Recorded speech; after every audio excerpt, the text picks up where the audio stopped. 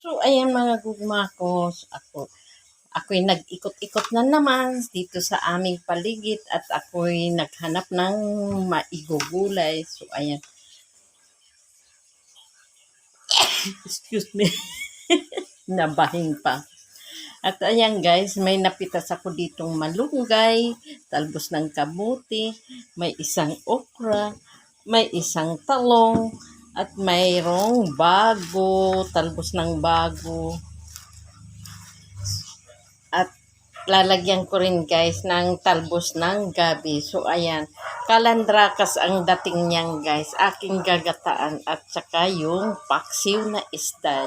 Yung goods na yan sa ulam dito sa bukid. So ayan, yan, healthy food. Ayan. So ayan guys, ito ay ipapaksiw natin. Nabili ko, may naglako dito. Ating ipapaksiw guys para perfect combination sa ating ginataang sari-saring gulay. So ayan, dininisan ko muna to. So ayan guys, iuna natin isa lang ang ating paksiw habang ating prepare yung ating ginataang sari-saring gulay. So ayan. So, ayan na nga guys, linagayan ko na ng mga ricado, yan, luya, sibuyas at tanglad. Tapos, ilagay na rin natin itong sigarilyas, talong, okra, at saka talbos ng gabi yan guys. Iuna nating ilagay. Tapos, lagyan na rin natin ng gata. Yung pangalawang gata to guys.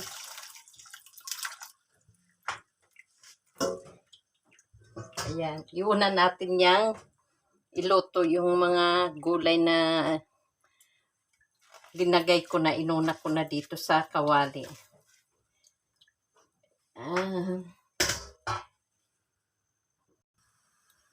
Ayan, ating timplahan guys ng asin.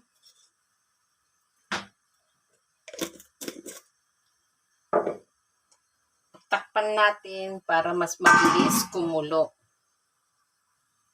Ayan, ating sleeping guys. Ang bango. Ang bango niya guys. So, ayan, ilagay na natin ang dahon ng malunggay.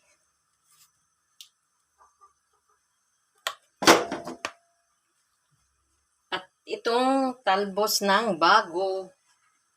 So, ayan.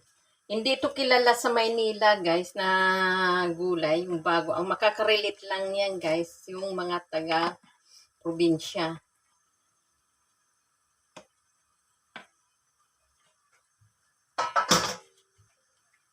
At ilagay na rin natin itong talbos ng kamote tops. Talbos ng kamote. So, ayan, ang daming gulay, diba?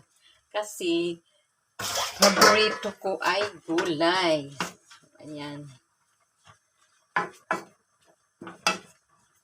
Nabubusog kasi ako. Madali ako mabusog guys pag gulay yung ulam. At saka paksiw. Ay, nako. Solve na yan.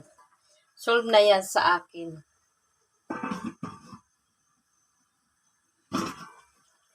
Ayan. Ilang kimbot na lang yun guys ay luto na yan. Kasi madaling maluto guys itong mga talbos. Ilagay na rin natin yung unang gata or kakang gata.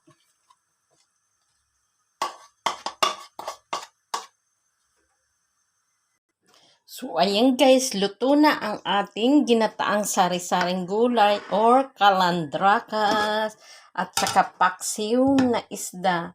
So ayan guys, hindi ko yan pinatutuyuan talaga pag ako ang nagpapaksiw dahil ang aking partner ay naghahanap ng sabaw.